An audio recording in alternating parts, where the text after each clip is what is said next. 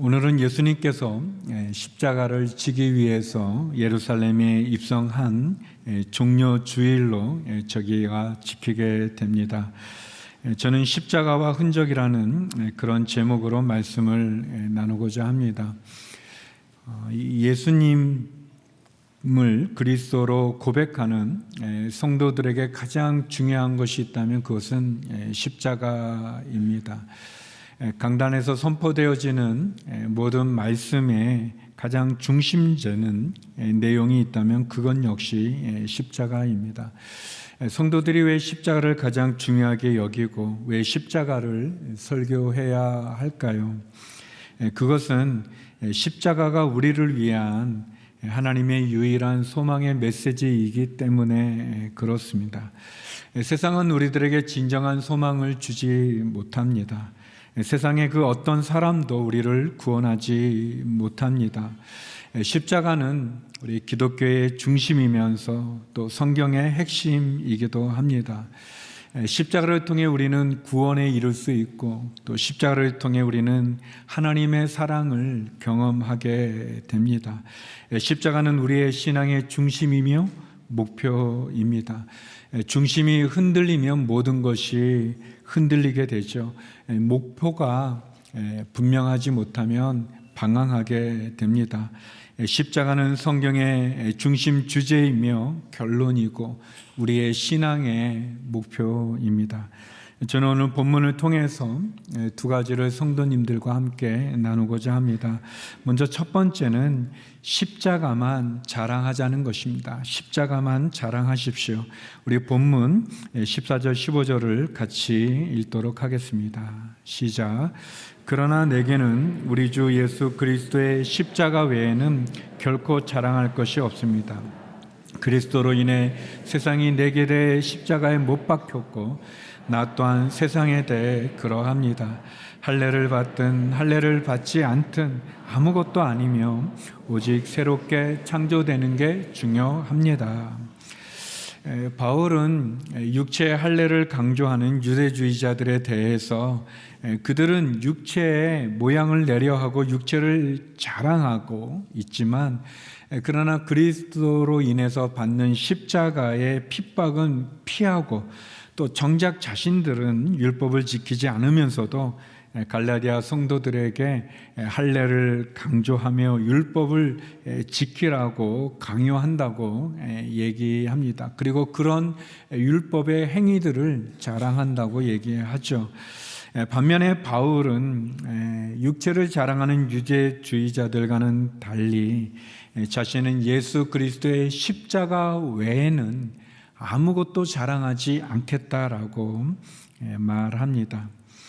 바울은 십자가만 자랑하겠다라는 거죠.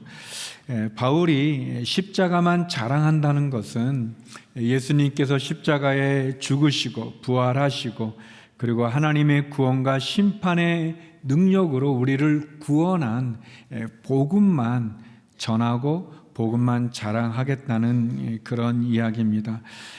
분명하죠. 십자가는 우리를 향한 하나님의 사랑이고 또 우리를 구원으로 인도하는 유일한 길과 진리와 생명이 되십니다. 우리가 잘 아는 로마서 5장 8절의 말씀과 같이 우리가 아직 죄인 되었을 때 그리스도께서 우리를 위해 죽으심으로 하나님께서 우리에 대한 자기의 사랑을 확증했다고 말씀합니다. 십자가는 우리를 향한 하나님의 사랑의 확실한 증거입니다. 어떻게 보면 바울은 자신의 육체를 자랑할 수 있는 그런 많은 자랑거리를 가진 그런 인물이었습니다. 바울은 정통 유대인이었고 또 어릴 때부터 예루살렘에서 자라며 예루살렘에서 존경받는 가말리알의 문화생이었습니다.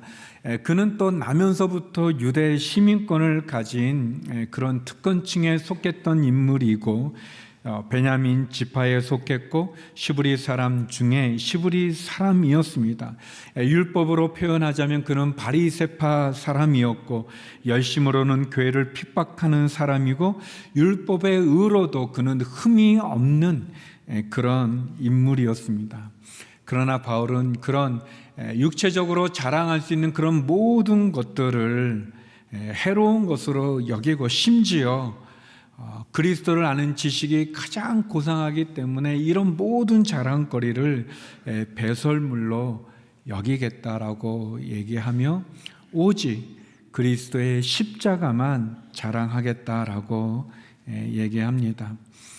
또 바울은 십자가만 자랑하는 것뿐 아니라 그 십자가의 복음만 전파하겠다라고 얘기합니다. 그가 고린도 교회에 보낸 편지에 그렇게 얘기하죠. 고린도전서 1장 22절에서 24절 말씀인데요, 우리 같이 한번 읽어보겠습니다. 시작.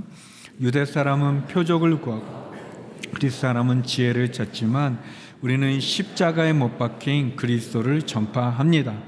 이것이 유대 사람에게는 마음에 걸리는 일이며 이방 사람에게는 어리석은 것이지만 부르심을 받은 사람들에게는 유대 사람이든 그리스 사람이든 그리스도는 하나님의 능력이며 하나님의 지혜입니다. 하나님의 어리석음이 사람의 지혜보다 더 지혜롭고 하나님의 연약함이 사람보다 더 강하기 때문에 바울은 그리스도의 십자가만 전파하겠다라고 얘기합니다. 사실 성도 여러분, 십자가 외에 무엇이 중요하겠습니까? 우리가 구원을 얻는 것은 세상 사람들이 자랑하는 어떤 지위나 재산이나 권력이나 어떤 학벌이나 또는 어떤 외모로 우리가 구원받는 것이 아니지 않습니까? 구원은 오직 예수님의 십자가 외에는 없습니다. 우리가 갖고 있는 육체의 영광이라고 하는 것, 그것은 잠시 빛을 발하다가 풀과 같이 사라지지 않겠습니까? 세상의 자랑은 다 한때입니다. 육체의 자랑 역시 허무그 자체라고 말할 수 있겠죠. 오로지 예수 그리스도의 십자가만이 우리를 구원으로 인도해 주고 우리는 십자가를 통해서 하나님이 열어놓은 영생의 길에 들어가는 것이죠. 우리가 십자가만 자랑하고 또 십자가의 그 큰 은혜 가운데 거할 때 성도의 믿음은 흔들리지 않을 것입니다. 바라기는 저와 여러분 십자가만 자랑하는 믿음의 삶에 굳건히 쓰는 우리 모두가 되기를 간절히 소망합니다. 저는 십자가를 자랑한다는 것을 예수님의 옷을 입는다라고 이렇게 비유하고 싶습니다. 우리가 가진 어떤 자격이나 능력이나 지혜의 은혜서가 아니라 은혜로 입게 되는 그 십자가의 옷을 입는 거라고 말하고 싶습니다. 예수님의 십자가의 옷, 십자가를 통해서 얻게 되는 그 복음, 그 구원의 옷을 입는 것을 의미하죠. 예전에 제가 캘리포니아에 있는 우리 얼바인 온누교회를 담당할 때 이 캘리포니아가 좀 더운 곳이기 때문에 보통은 이렇게 주일 외에는 이제 정장이나 넥타이를 잘 매지 않습니다. 굉장히 캐주얼한 옷을 입고 이렇게 보내게 되는데 그 아내와 같이 어느 가정을 이제 신방을 했어요. 그래서 이제 같이 기도 제목도 나누고 또 함께 기도하고 또 예배도 드리고 그리고 이제 식사를 해야 되는데 그 집사님께서 굉장히 좀 어려워하시면서 그 식사를 식당에 예약을 했는데 근데 그 식당에 가려면 목사님 이 청바지를 좀 이렇게 양복 바지로 좀 갈아 입으셔야 된다고 이렇게 이제 굉장히 미안해 하시면서 이렇게 했는데 그 남자 집사님이 저보다 좀 키가 작은 분이어서 좀 아무튼 짧은 거 좀 이렇게 좀 근데 이제 허리는 저보다 굵으셔서 이렇게 그래도 이제 괜찮긴 했지만 아내는 그 집사님 여자 집사님 비슷해서 이제 어린데 아무튼 이제 너무 미안해하지만 아무튼 옷을 갈아입고 이제 갔는데 가서 보니까 다 굉장히 정장을 하고 거기에 들어가대. 그 드레스 코드라고 우리가 말하죠. 어떤 그 모임의 성격이나 내용에 따라 그 옷을 맞추는 거 말이죠. 이제 그런 적이 있었는데. 여러분 마태복음 22장에 보면 예수님이 결혼잔치 비유를 말씀하시면서 그 결혼잔치에 이제 참석을 한 사람 중에 결혼 예복을 입지 않은 사람들을 쫓아내는 그런 비유가 나옵니다. 마태복음 22장 14절에 보면 이와 같이 초대받은 사람은 많지만 선택받은 사람은 적다라고 말하면서 그 결혼 예복을 입지 않은 사람들을 이렇게 쫓아내는 그런 그 비유가 나옵니다. 어떻게 보면 우리가 하나님의 집에 들어갈 때, 하나님의 식탁에 초대받아 들어가게 될 때 거기에 합당한 그런 옷을 입어야 되겠죠. 그냥 비유적으로 이제 그렇게 어떤 사람이 그냥 간단한 캐주얼한 그런 이렇게 편한 복장으로 한 음식점에 들어가고자 할 때 그 지배인이 굉장히 깐깐한 지배인이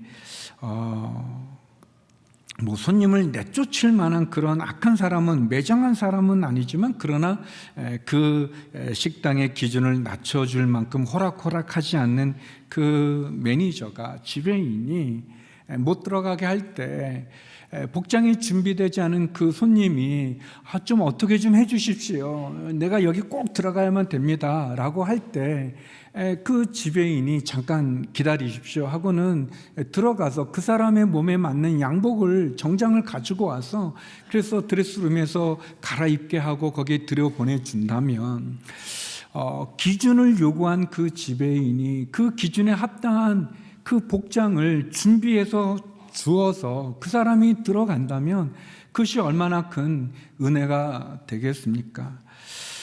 사랑하는 성도 여러분, 우리는 옷차림이 지저분한 상태로 하나님의 식탁에 앉을 수 없습니다. 우리는 더러운 옷을 입고 하나님의 집에 들어갈 수 없는 겁니다. 하나님이 정해놓은 기준에 합당한 옷을 입어야만 되는데 누가 과연 도덕적으로 깨끗하다고 말할 수 있겠습니까?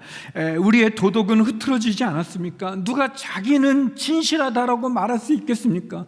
우리는 거짓과 죄악으로 찌들어 있지 않습니까? 스스로 깨끗하다고 주장할 수 있는 사람이 누가 있겠습니까?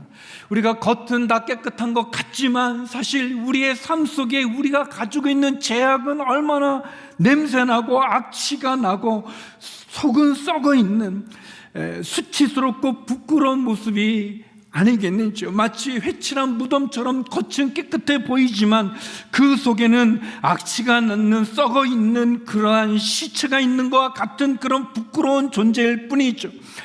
하나님의 식탁에 앉아있을 수 있는 기준에 합당하지 못한 우리들에게, 너무나 더러운 옷으로 가득 찬 우리들에게 주님께서 십자가를 통해서 그분의 옷을, 그 십자가의 옷을 우리에게 입혀주심으로 우리는 하나님의 집에 들어갈 수 있고 하나님의 식탁에 앉을 수 있는 은혜를 갖게 되는 것이죠. 그것은 기준을 요구한 그분이 그 기준에 합당한 옷을 갖지 못하는 우리들에게 그 옷을 입혀주심으로, 그래서 그 주님이, 그 하나님이 예비한 그 집에, 그 천국에 들어갈 구원의 은혜를 우리에게 주신 것입니다. 하나님의 아들 예수님께서 우리에게 주신 그 십자가의 옷을 통해 우리는 천국에 들어가는 거죠. 이 옷에는 유대 사람도 없고 그리스 사람도 없고 종도 없고 자유인도 없고 남자도 없고 여자도 차별하지 않는 예수 그리스도를 구주로 고백하는 모든 사람들에게 주시는 그 하나님의 사랑의 옷인 것입니다. 그것이 십자가이죠. 그렇다면 우리가 무엇을 자랑할 수 있겠습니까? 우리가 어떤 것을 자랑하겠습니까? 이 십자가 외에 어떤 것을 우리가 자랑하고 십자가 외에 우리가 어떤 것을 하나님 앞에 내놓을 수 있겠습니까? 사도 바울은 십자가만 자랑하겠다고 고백하고 있고, 마찬가지로 저와 여러분, 우리도 우리를 예수 그리스도로 옷 입혀 주시는 그 예수 그리스도의 십자가만 자랑하는 저와 여러분이 되기를 주의 이름으로 축원합니다. 두 번째, 오늘 본문은 우리들에게 예수님의 흔적을 갖자고 얘기합니다. 예수의 흔적을 갖자. 우리 본문 16절 17절 말씀 같이 한번 읽어보겠습니다. 시작. 이 원리를 따라 사는 사람들에게 그리고 하나님의 이스라엘에게 평강과 긍휼이 있기를 빕니다. 이제부터는 누구든지 나를 괴롭게 하지 마십시오. 나는 내 몸에 예수의 흔적을 가졌습니다.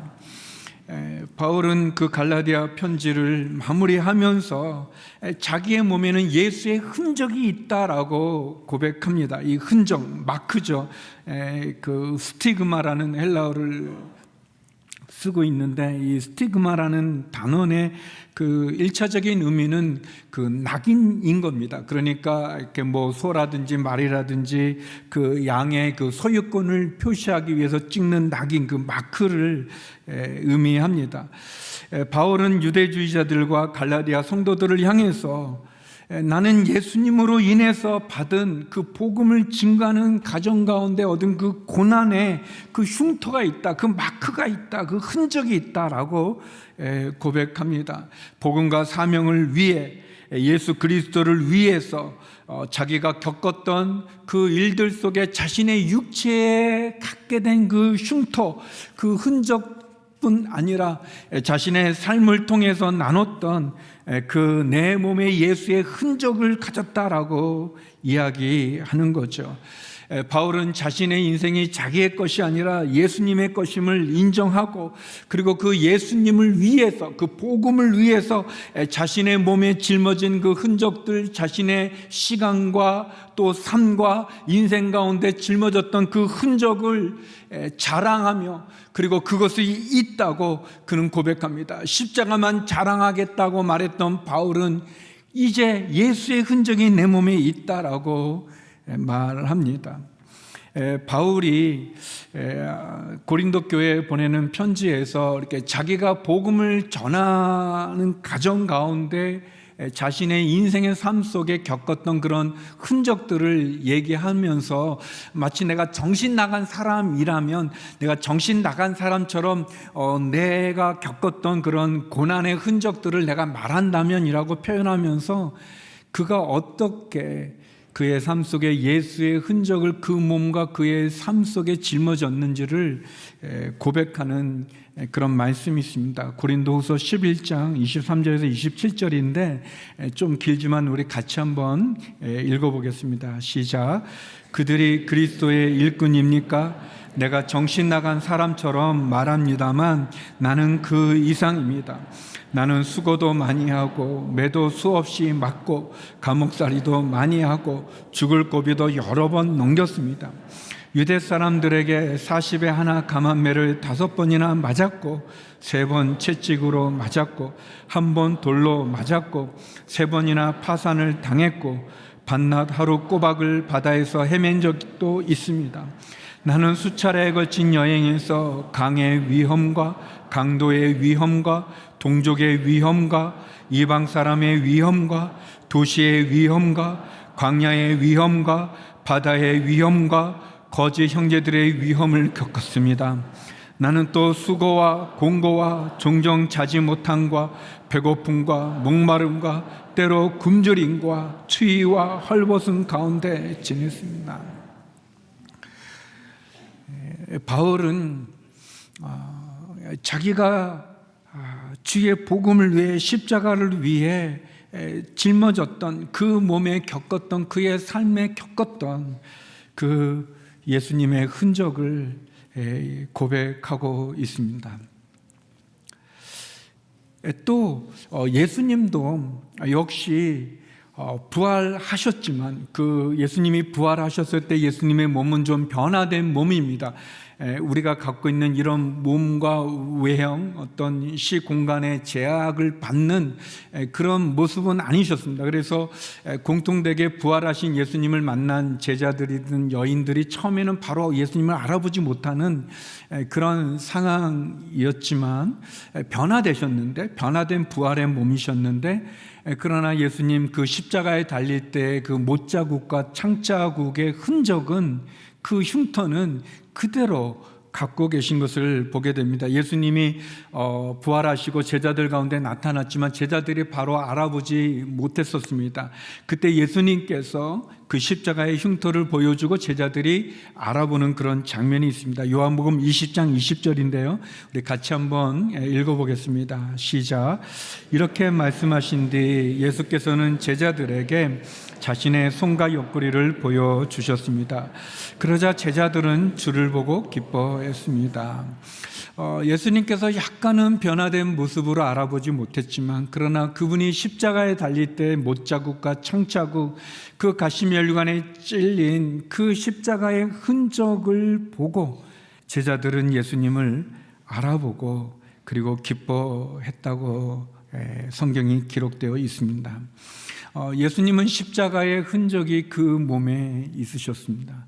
사도 바울도 복음을 증거하는 가정 가운데 그의 삶 속에, 그의 육체 속에 많은 예수님을 향한 흔적을 지니고 있습니다. 우리는 어떤 흔적이 있으신지요? 우리가 세상에 많은 흔적들을 자랑하지만 정작 예수님에 대한 사랑과 십자가에 대한 그런 고난의 흔적이 없는 것은 아닌지 모르겠습니다. 바울은 예수의 흔적을 소유했다고 그렇게 고백합니다. 예수님의 흔적이라고 하는 것은 어쩌면 그게 고난의 표시이기도 하지만 예수님과 우리가 하나 되었다는, 연합되었다는 그런 영광의 증거이기도 할 것입니다.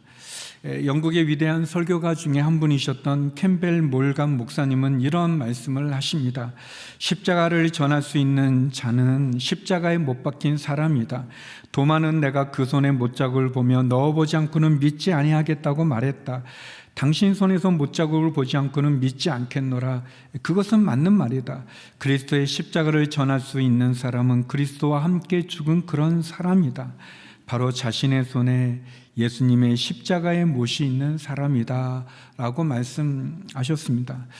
사랑하는 성도 여러분, 우리에게 십자가의 흔적이 있는지요? 우리를 향해서 손을 내미시는 예수님의 손에는 우리를 위해 십자가에 달릴 때 찢기셨던 못자국의 흔적이 있는데, 우리를 바라보시는 예수님의 얼굴에는 가시면류관의 흔적이 있고 그분이 보여주시는 옆구리에는 창자국의 흔적이 있는데 우리는 과연 예수님에게 보여드릴 어떤 흔적이 있는지요?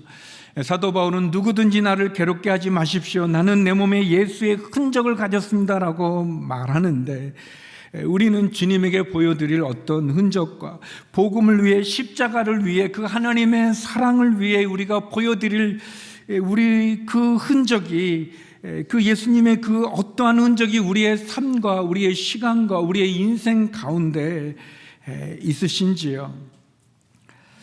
제가 몇 번 나눈 간증이지만 저는 93년도에 원래 인도 선교사 지망생으로 온누리교회에 오게 되었습니다. 온누리교회 전도사로 와서 인도 선교를 준비하는 가정에 이제 한 목사님이 저를 한 날 부르셔서 왜 인도 선교를 하려고 그러냐, 왜 인도 선교사로 가려고 그러냐, 그래서 그 인도가 제가 첫 번째 간 외국이고, 그리고 또 그때 제가 또 이렇게 헌신해서 가려고 합니다. 그랬더니 한 목사님이 인도 가지 말라고 중국 가라고 이제 이렇게 하셔서 이제 제가 중국 선교사로 이제 가게 됐습니다. 제 마음에는, 제 생각에는 내가 선교에 헌신했으니까 어느 나라가 중요하지 않고 어디든 다 갈 수 있겠다라고 이제 생각을 해서 그렇게 이제 준비해서 중국 선교사로 갔었습니다. 그런데 막상 중국에 갔지만 그게 또 그 마음에 처음 품었던 그 인도라는 나라에 대한 그 사랑이 이렇게 없어진 것은 아니더라고요. 그래서 농장에서 뭐 일하다가 이제 멀리 이제 비행기가 이렇게 가면 저게 인도 가는 건가? 그러면서 이제 이렇게 좀 그런 마음에 좀 아쉬움이 좀 있고 그랬었어요. 그런데 한 이제 중국의 북경 외곽에 있었는데 북경에 있는 우리 선교사님들이 한번 모임을 갖게 됐었습니다. 그래서 이제 서로 인사를 이제 하고 모임을 하는데 이제 이끄시는 진행하시는 선배 선교사님이 우리 어떻게 중국에 오게 됐나 서로 좀 이렇게 이야기 나누자고 이렇게 하면서 돌아가면서 이제 얘기를 하는데 어떤 선교사님은 이제 그때 이제 우리가 한중 관계가 이렇게 열리면서 이제 동북 삼성에 있었던 조선족 분들이 많은 약재를 가지고 서울역에서 이렇게 노상에서 이렇게 팔면서 어렵게 지냈던 그게 뉴스에 난 적이 있었습니다. 그 뉴스를 보고 마음이 감동이 있어서 서울역에 나가서 우리 이제 중국에서 오신 분들을 이렇게 돕고 또 이렇게 잠자리나 또 식사하는 것들 이렇게 막 그런 사역을 하다가 중국의 선교사로 이렇게 오게 됐다는 그런 말씀도 있고, 그리고 중국 지도를 보면 중국 지도가 약간 닭같이 생겼습니다. 모양이 약간 그렇거든요. 근데 중국 지도 딱 보는데 갑자기 닭이 꼭 울면서 자기를 깨워서 이게 중국으로 보내는거나 이제 그런 분도 있고, 아무튼 다 감동적인 그런 스토리가 있고, 또 어떤 분은 이제 외대에 이제 중국어과를 가서 이렇게 그때 열리지도 않은 시기였는데 내가 중국에 보니까 그런 잘 준비된 그런 분들도 있는데, 이제 제 차례에서 저는 원래 인도 선교사를 가려고 그랬는데 이제 담임 목사님이 중국 가라고 해서 왔습니다 이렇게 말하는데 약간 이게 좀 폼도 안 나고 좀 뭔가 좀 이렇게 자격 없는 사람이 와 있는 것 같은 그런 마음이 좀 약간 우울하더라고요. 또 위축되기도 하고. 그런데 어느 날 배가 너무 아파가지고, 그래서 이제 이렇게 참다가 더 못 참아서 이제 병원에 갔더니 맹장이라고 수술을 해야 된다고 이제 그렇게 됐었습니다. 근데 96년도만 하더라도 이렇게 중국에서 외국인이 아무 병원에 가서 이렇게 수술할 수가 없었습니다. 북경의 협화병원이라고 이렇게 정해진 외국인은 그 병원만 이용해야 되는 그런 게 있었습니다. 당 간부들이 이용하는 굉장히 좋은 병원입니다. 예전에 선교사님이 세운 병원이었는데, 근데 이제 거기가 외국인 병원이다 보니까 제가 이제 수술을 하려고 할 때 거기 의사분들이 다 영어를 사용하고, 그리고 제가 이제 수술실 들어갔을 때 이 젊은 중국 의사분들이 제가 알아들을 수 있게 쉬운 영어로 이제 당신이 마취가 되고 깨어나면 병실에 있고 걱정하지 말라는 그런 말씀을 제가 듣게 됐어요. 굉장히 고맙더라고요. 그리고 진짜 제가 깨어나서 보니까 언제 마취된지도 모르는데 깨어나서 보니까 병실에 있고 아내가 옆에 있었어요. 근데 이제 우리가 맹장은 이렇게 많이 째지 않고 이렇게 조금 하는데 이제 많이 째놨어요. 그래서 이제 아내한테 의사분이 이 사람 맹장이 컸다 이제 그렇게 얘기하는데, 이제 아무튼 이제 우리 아이들이 어릴 때 수영장 같이 이렇게 가고 그러면 이제 이게 흉터가 굉장히 크게 나 있습니다. 아빠 이게 뭐야 하면서 애들이 무서워하면서 이렇게 하는데, 이거 아빠 수술해서 한 거야. 그런데 이제 아내가 말 중에 병원에서 자기 중국에 온 흔적을 남겼네. 그러니까 흔적? 스티그마? 그래. 더 이상 나한테 왜 중국에 왔냐, 어떻게 왔냐 묻지 마라. 나는 중국 사람들이 나를 살려준 빚진 게 있다. 더 이상 나를 괴롭히지 마라. 그런 마음이 있고, 그래서 다음부터 제가 중국 선교사로 있을 때 또 다시 한국에 오기 전까지 기쁜 마음으로 어떤 최선을 다해서 헌신했던 그런 부분이 있습니다.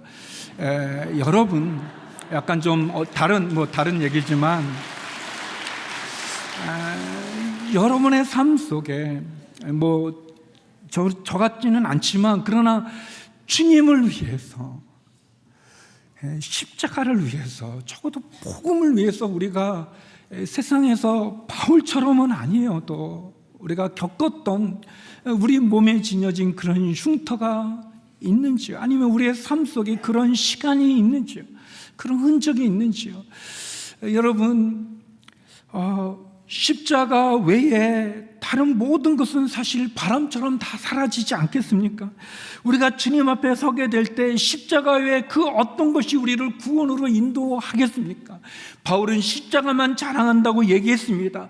그는 예수의 흔적을 가졌다고 얘기합니다. 우리를 사랑하시는 예수님께서 우리를 향한 당신의 사랑을 십자가로 보여주신 것 같이 우리도 예수님을 향한 십자가의 흔적을 우리의 몸에, 우리의 삶 속에, 우리의 시간 속에 갖고 있다면, 그리고 그것을 소유할 수 있다면 그것이 얼마나 감사하겠는지요.